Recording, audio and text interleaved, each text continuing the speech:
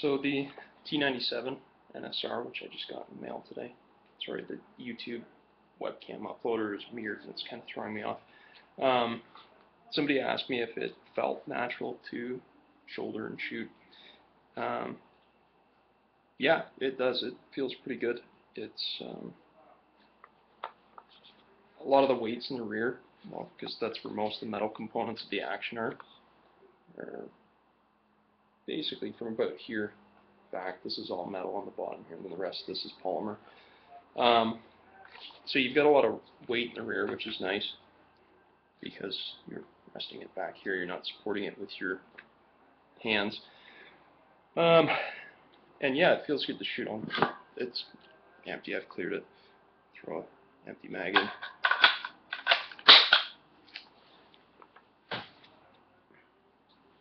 It's basically, when you shoulder it, it's essentially like shouldering an AR or really any other rifle that has raised sights like this with a high, the sight's high over the bore.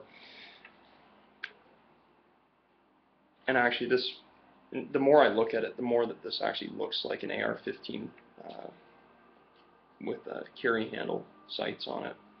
But anyway, yeah, it feels good to shoulder, bring it up. I haven't shot it left-handed yet. It is does eject out of the right side of the rifle, and it's not convertible, but from the other video I posted of me shooting it, the brass does eject very forward and very like 1 o'clock, pretty much dead on. So you could probably, if I can get the light to show here, shoot this fairly proficiently left-handed without getting smacked in the mouth with brass flying out. The only kind of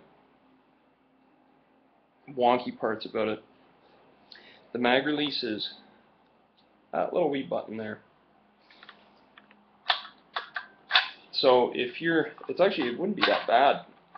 Not that I'm a left-handed shooter, but it wouldn't be that bad if you were.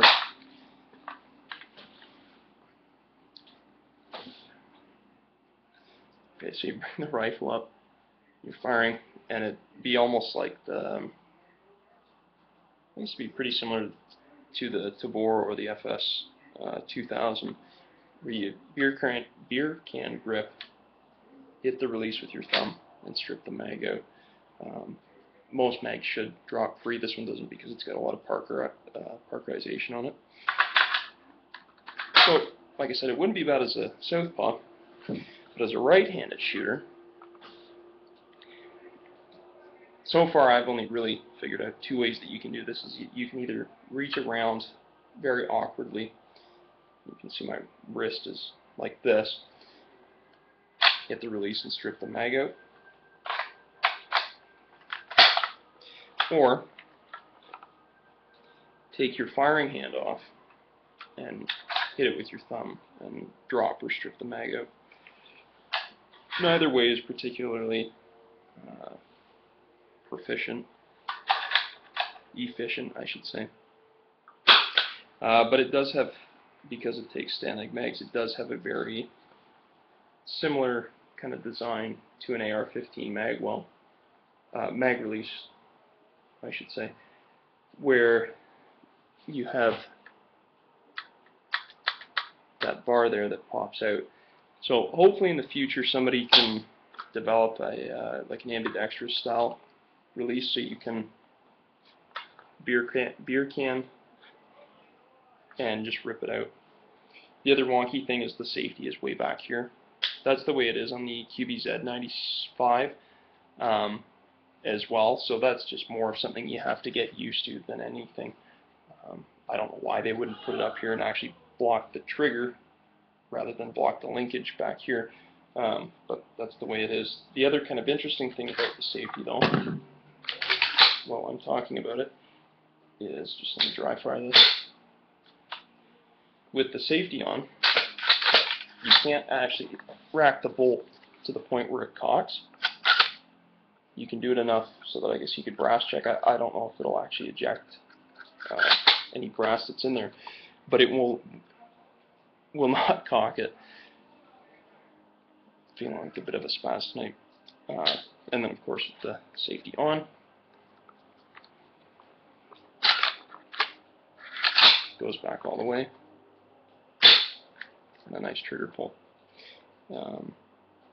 I don't have the means to measure the weight of the trigger pull, but from what I've read from a couple of guys that have, it's about 4, at the most 5 pounds, and it's not that bad really. It doesn't break particularly cleanly, but it is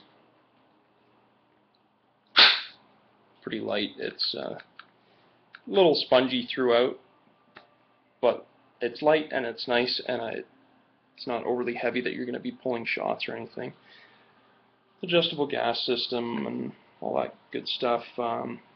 It has a 4 selectable diopter sight at the back here, or peep sight, or whatever you want to call it. I have to look in the manual because the 100 or sight notch marked 1 is a really tiny aperture, and then it goes 3, which is slightly larger, and 5, which is pretty large. It's actually probably the easiest one to use.